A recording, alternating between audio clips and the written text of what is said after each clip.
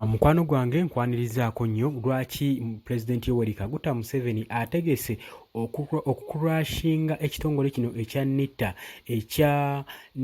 ekya National Information Technology Authority ekya Uganda National Information Technology Authority mu weeks essatu eziddako bw'atyo wagambye ategese okuba nga akurashinga bonna abali mu kitongole ekyo bonna ba boss abali omwo. Simanyi ensonga naye gwe ayagala ogiwuliriza subscribinga, beerako, sharinga, commentinga sobole okuba nga tugenda mu maaso gwe mukwano gwange ali eyo eyeekumira ku Yugi Updates TV. Muganda wange nkwanirizaako yonna gy'obadde nkutegeeza nti okola kyamaanyi nnyo okwekumira ku mayingo gano aga Yugi Updates TV, okolera ddala kyamaanyi nnyo. Baganda bange abali Saudi, abali e Bulaaya, abali emitala w'amayanja, abagenda okupakasa, abagenda okubaako ne kibayiya basobole okwongera ku Uganda empya. Baganda bange mbebaza nnyo, mbategeeza nti mukola byansusso, mukolera ddala kyamaanyi nnyo. Gwe muganda wange gwe omulwadde ali eyo atannaba kusuuka naye tukusaba tukuteeramu nnyo baraka, Mungu asobole okuba nga akusaasira osobole okuba nga osuuka. Gwe muganda wange gwe afiiriddwako wuwe, muganda wange nkugumya bugumya nti Mukama Katonda agira akugumya akusaasire gwe mukwano gwange ali eyo ampuliriza. Naye nga muganda wange tuli ku Yugi Updates TV, teweerabira ku subscribinga yino yokka channel kuleetera information nekola ne follow up noba ng'omanya ebigenda mu maaso gwe mukwano gwange eyeekuumira ku Yugi Updates TV. Muganda wange President Yoweri Kaguta Museveni ennaku z'omwezi nga 24 omwezi ogw'omukaaga omwaka 2024 yawandiika ebbaluwa ng'agiwandiikira ekitongole kino ekya NATA ekya Uganda National Information Technology Authority, ng'akiwandiikira babboosi baakyo kubanga mwalimu ebitagenda bulungi, mwalimu embiranye okusika omuguwa bo ne pulezidenti mu nsonga z'ogenda okuba nga owulira mu bbaluwa gye yawandiika, mu bankaluwa gye yawandiika gye yakulubeeta n'agiwandiikira aba Uganda National Information Technology Authority. Gwe mukwano gwange ali eyo, ebbaluwa egamba atya: Museveni informed the Minister Charles Baryomunsi that he is sick and tired of corruption inside the Uganda National Information Technology Authority. Museveni, President Yoweri Kaguta Museveni yawandiikira Charles Baryomunsi ebbankaluwa nga mugamba nti ye mulwadde era awulira akooye okulaba enguzi efumbekedde mu kitongole kino ekya Uganda National Information Technology Authority, ng'awulira kino ekitongole nno kye kikwataganya emirimu gya tekinologiya. Obeerayo n'akasimu oba oli ku intaneti, oteekako ka data biki twala tugende byonna ebya social media, kino ekitongole kye kibikwasaganya. Gwe muganda wange ali eyo oba obadde tokimanyi. Kati Pulezidenti Yoweri Kaguta Museveni yakeera ku makya n'agamba muganda wange Charles Baryomunsi, mpulira nga ndi mulwadde nga newe mbirowoozaako ndwala, nkooye okulaba enguzi efumbekedde ekitongole ekyo ekya Uganda National Information Technology Authority, ng'awulira akikooye. Era he added that he will be kicking the hell in them in the next 21 days. N'agamba nti nno ye agenda kuba abasamba bonna abali omwo, holo yonna ajja kuba agisamba mu nnaku eziddirira, mu nnaku 21 ajja kuba agisambye nga yonna eweddeyo. Kyategeeza ajja beeramu bonna mu ofiisi eyo. Wati akoze okutiisatiisa President Yoweri Kaguta Museveni, oba kwe bayita okutiisa kanga oba okutiisatiisa. Agambye nkooye naye lumu kennanywa amazzi n'enzikuta ngenda kujjanjira abasajja abo abatuula mu kitongole ekyo bonna, kuba mpulira bandwazizza. Gwe mukwano gwange ali eyeekumira ku Yugi Updates TV. Museveni mu bigambo bye mu bankaluwa ayongera ng'agamba waati is furious that NATA, the National Information Technology Authority of Uganda bosses are working for a private media investor in Uganda under a Kenya company to frustrate his dreams of giving 60% shares in Uganda. Agambye nti nno ye awulira amenyeka n'okumenyeka olw'okubanga baboosi abakolera ekitongole kino ekya National Information Technology Authority babosses nti bakolera media enneekusufu, bakolera ba investors abalina media enzeekusufu mu Uganda nga ziri emabega wa companies eza Kenya. Ng'omuganda wange ali eyo, oba okitegedde bulungi nti abakulu bano ba boss balina media ez'ekyama ze bakolera, naye emabega w'ebitongole ebya Kenya. Oba okitegeera ne kireetera okuba nga kisfrustratinga ebirooto bye eby'okuba nga 60% agisharinga ne bannayuganda mu kitongole kino ekya telecommunications company. Oba ontegedde gwe mukwano gwange ali eyo, President watu wagamba nti 60% agadi 60% shares in Uganda the telecommunications companies like to the Arab investor by the names of Loward Capital Commercial Block. Wana ategeeza nti nno eno 60% Uganda ebadde erina okuba nga ekitongole kino ekya UTL kigigabana. UTL kiggwayo Uganda Telecommunication Company Limited. 60% eyo ebadde erina okuba nga egigabana ne investor omu amanya ge ng'ayitibwa Loward, ng'ono nno yalina commercial capital, ono bulooka ng'agenda kuba alwanirira ekitongole kino nga yakiddukanya. President Museveni ayongera n'atugamba nti Loward is investing shillings 830 billion into the UTL process so that the company can resurrect back to life. Agamba nti Loward ono investor, Loward ono Omuwarabu investor abadde agenda ku investingamu mu kitongole kino biliyoni za Uganda 803 asobole okuba nga azza kampani eno mu bulamu, abeere ng'agizuukiza mu bulamu. Ng'omukwano gwange kitegeeza nti nno yafa dda. Era muganda wange bw'obeera eno olaba nga netiwaaka tezikola bulungi, internet evaako bibere, ekitongole kyafa dda. President Museveni watu watugambye nti ekitongole kino kyafa dda. Ye just abadde agezaako kiwa bulamu, kizza kizuukiza kidde mu bulamu, n'agamba but this is being frustrated because bosses of NATA don't want that to happen. N'agamba nti no kino kisfrustratinga, kikwasa ennaku, kikuba ekikwe, kubanga baboosi ba Uganda National Information Technology Authority ate ekyo tebaagala kibeere. Gwe mukwano gwange ampuliriza eyekumira ku Yugi Updates.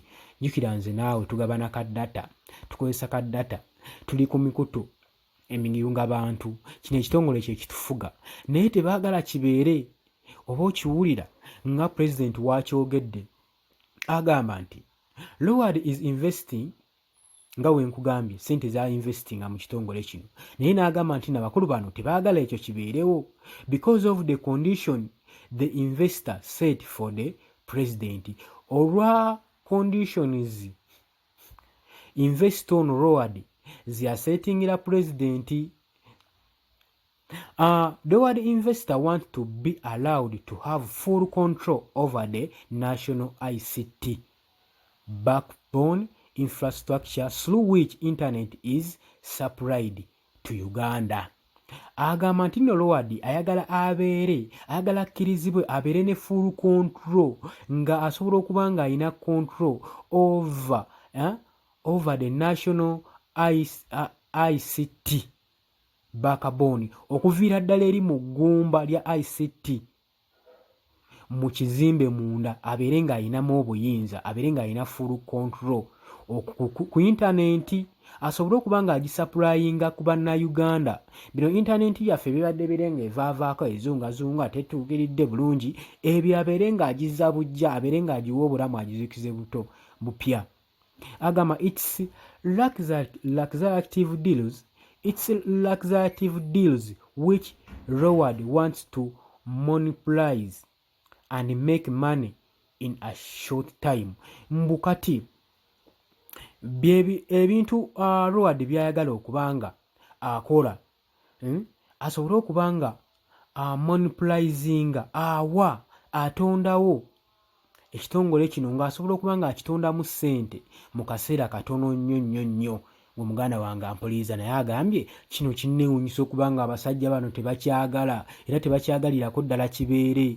Museveni is determined to order all government ministries to buy their internet and telecom requirements from Loward controlled UTCL/UTL. Era agamba nti no Museveni agamba ali determined nnyo kyategeeza okubeera Museveni atugamba waati nti ali determined nnyo okubanga aordaringa ba government ministers bonna bani minister abali mu government basobole okubanga bagula internet ne telecommunication ne equipments byonna ebyetaagisa ebigendera ku byomanyi ebigendera ku mpuliziganya byonna equipments byonna nga babigula oba nga biri controlled n'omwami ono Loward mu UTCL ne mu UTL. Oba okitegedde gwe muganda wange ampuliriza. This is similar to what he did when he told all the government agencies and ministers to travel using Uganda Airlines. Nti kino kifaanaganako nakiri kye yagamba ba ministers babeere nga batravelinga nga batambulira nga bakozesa Uganda Airlines besobole okuba nga bagipromotinga bo nga bo. Naye agambye kino abasajja tebakyagala. Nze simanyi lwaki abasajja tebakyagala.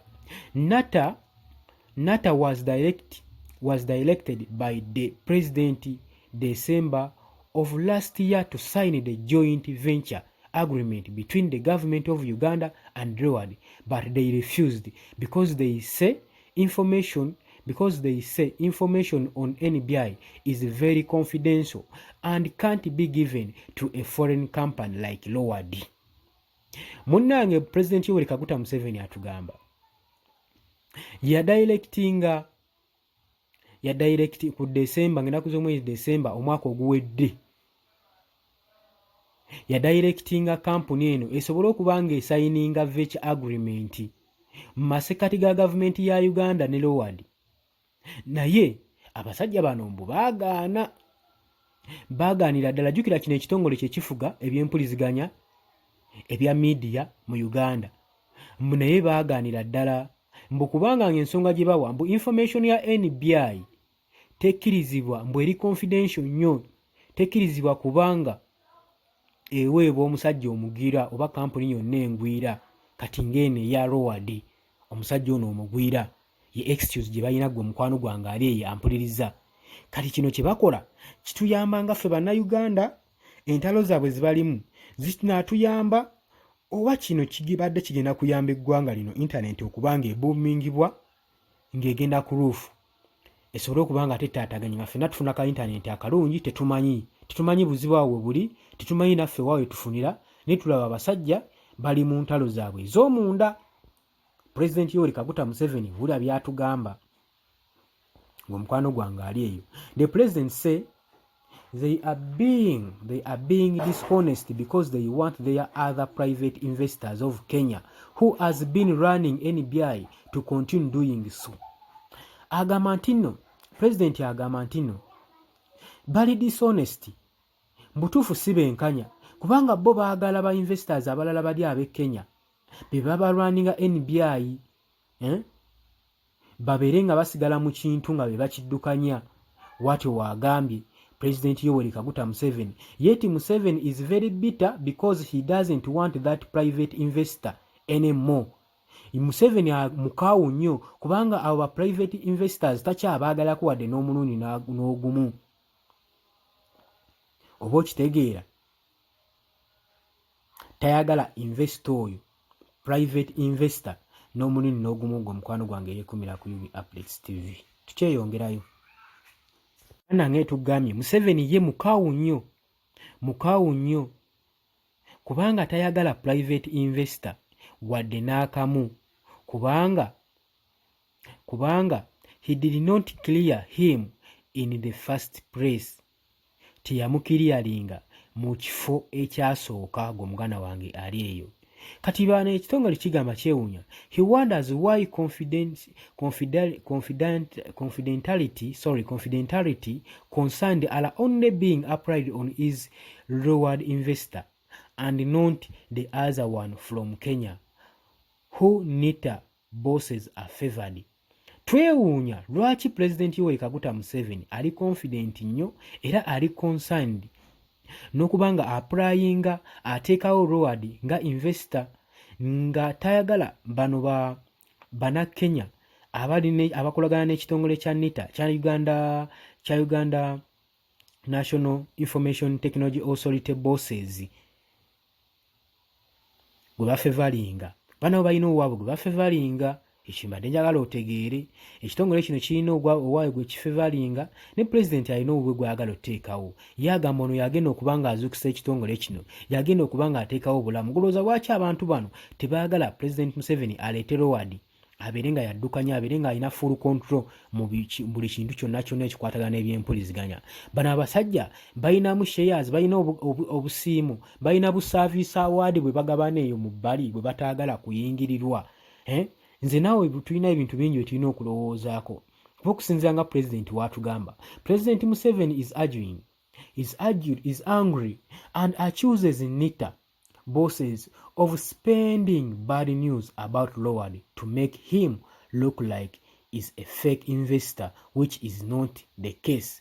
President Museveni atugamba munyiivu nnyo okulaba nga kino ekitongole kya Uganda National Information Technology Authority bosses, bano ba bosses okubeera nga basaasaanya amawulire amakyamu ku musajja ono Roward, basobole okuba nga bamufuula omubi alabike nga investor ali fake ate nga si we kiri. Museveni is unhappy that Roward wasn't able to take over 60% control and full management of the telecom company because of the hostility by the NITA bosses who kept paying hide and seek. Museveni agamba siri musanyufu okubanga omusajja wange investor gwe naleeta Roward tasobodde kubanga afuna omugabo gwa 60% ne full control na okubanga amanaginga telecom company, kubanga olw'okuba bano abasajja bajjudde ffutwa mu mutima bano aba NITA era basigadde nga bapureyinga nga beekwesa emabega nga banoonyezebwa tebabalabako. Gwe mukwano gwange ali eyo ampuliriza. Museveni has agreed Roward to pay their 830 billion in installment of 93 billion and 738 billion in a period of 3 years. President Museveni yali akkiriza Roward ono asobole okuba nga asasula biliyoni 830 mu installment, okubanga asasula obukadde biliyoni 93 mu installment and 738 billion mu kiseera ekya myaka 3. Watyo agreement bali bagikoze, but the installment can't be deposited because NITA bosses are frustrated everything. Naye installment eno teyadipositingibwa, teyateekebwayo, akasente kano tekaagendayo olw'ensonga nti ndo babosi ba Uganda National Information Technology Authority ensonga baagirinnyamu eggere, bayonoona buli kimu. Oba okitegeera muganda wange, naye teweerabira kusubscribinga muganda wange, subscribinga, sharinga osobole okuba nga ofuna information ekika kino buli we tuba tuzze. The president had also wanted the editor general to do the forensics audit on all the monies collected through the government infrastructures and NBI internet and data cell over the year, but this too has been frustrated by it has been frustrated. Oba okitegeera, President Museveni agamba nti nno yali ayagala ne editor general agenda ng'atwalayo forensics ng'akola editing mu ssente zonna ezikolekitingibwa gavumenti mu infrastructure ne ANABI mu internet ne mu data gwe batunda okumala omwaka. Naye kino agamba nti nakyo kyalinnyibwamu eggere. Oba okitegeera kyalinnyibwamu eggere, but this too has been frustrated by the sabotaged inside NITA. Agamba kino kyalinnyibwamu eggere n'abali munda aba NITA gwe mukwano gwange ali eyo, who kept dumping the forensics auditor that they don't know where the NBI bases. Mbwe abagamba nti nno forensics bagenda badampinga forensics editors abagamba nti nno tebamanyi NBI bases gye babeera. Ng'omuganda wange ali eyo ampuliriza yeekumira ku Yugi Updates TV. Kaguta Museveni ayongera n'atugamba nti the two NBI and eco-government infrastructures are all supposed to be handed over to Loward, which NITA bosses don't want to happen. And Museveni is determined to lock them up in Luzira prison for sabotaging his strategic investors called Loward. President Museveni agamba nti nno government structures zonna atugamba nti zonna government infrastructures ziri supposed okuba nga zihandolingibwa to Loward. Ate ekintu na Uganda National Information Technology Authority bosses kye bataagala kibeere. Museveni agambye ali determined nnyo okulaba nga alookinga bano bonna paka mu Luzira, ajja bakwata bonna abateeke mu Luzira abagezaako okulemesa strategic ye, enkola eno embalayi gy'ayagala investor ayitibwa Loward akole. Agezaako, agambye buli agezaako okubanga yeekika mu kkubo lyange ngenda mukwata muteeka e Luzira nga we kigambibwa, nga we kisoboka. The 20 days given to sign Loward deal will expire on 14/7/2024, and Museveni will be closing down NITA and jailing its top. Museveni agamba ng'ennaku z'omwezi esigadde ennaku 21 zaabawadde okuba nga basayininga ddiiru eno ne Loward nga tezinnaggwa, kubanga eziggwako nga 21 eno ddiiru weggwako. Ng'ennaku z'omwezi 14 omwezi ogw'omusanvu 2024 ddiiru weegenda okuba nga ekomekkerezebwa. Museveni agambye ajja kuba nga agikuloozinga ddiiru eno, era bonna bakola mu kitongole kino ekya NITA ekya Uganda National Information Technology Authority ajja kuba bateeka mu kkomera era bastopinge mangu. Oba okitegeera webana ajja bastopinga mangu if they continue refusing to facilitate Loward. Webanaasigala nga bagaana okufacilitatinga oba okuwagira Loward investor ono Omuwarabu okubanga atwala full control over mu Uganda Telecommunication Networks zonna ne mu NITA mwonna. If they have what wagambye President Yoweri Kaguta Museveni tubanagezaako okulemesa, agenda kuba abajairinga abateeka mu kkomera bonna. Waki bagezaako okulemesa enteekateeka egenda okuba nga eyamba eggwanga, ng'ezimba eggwanga. Ayagala babeere internet ng'eboomingibwa, network ng'eboomingibwa. Lwaki bagezaako okuba nga bakiremesa? N'agamba kino tagenda kuba nga ayimirira nakyo, agenda kuba nga abakwata bonna abateeke mu kkomera nga bwe kyogerera. Golowooza kino kinaabeera era kinaasoboka? Golowooza President Museveni wabanga amaze okukola order ate bakoledde order mukama wo nakolera order n'ogaana, ng'oza ki ekiba kigenda mu ggwanga? Awo President Museveni aba akyali mukulembeze mu ggwanga oba kiri ekitongole kye kiba ekikulembera omukulembeze? Kubanga ebbanga lyamaze ng'akigamba tosobola kubanga omukulembeze aleese investor ate gwe n'omugaana. Omukulembeze alagidde ye gwe ayagala okuteekamu gw'alaba gwe nkulaakulanya, gw'ate oleeta owwo gw'olinamu interest okuba muyina bye mugenda okyanga emabega eyo nga mufuniramu, ate gwe n'otandika okukyanga okuba muyinamu buddiiri we mukolagana nabwe ne mufunamu akawogo gwe muganda wange aliyo. Ngolooza kireeta enkulaakulana mu ggwanga lyaffe Uganda oba kituzabuzza mabega? Muganda wange nkutegeeza, saagala weerabe okusubscribinga kweno channel, likinga, sharinga, ate omala okusubscribinga nagambye koona mukadde kajja kuba kakuyamba kukuleetera notification message ejjokulaga nti nno Yugi Updates bayingiddewo n'amawulire, bayingiddewo ne information ezimba eggwanga bayingiddewo n'amawulire ag'enkyukakyuka.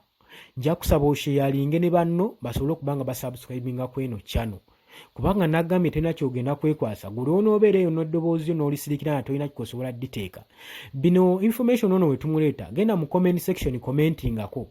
Wokomentingako bangi abalaba akatambi kano, eddoboozi ligenda kuba lisobola okutuuka eyo yonna gy'oyagala.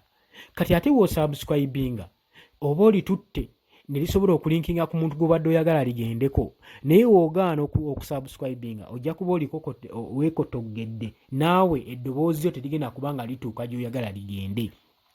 So bannange bannaffe tubakubiriza okusubscribinga, tetuba bintu bya kwejalabya. Gwe sharinga, subscribinga, information esobole okutambula.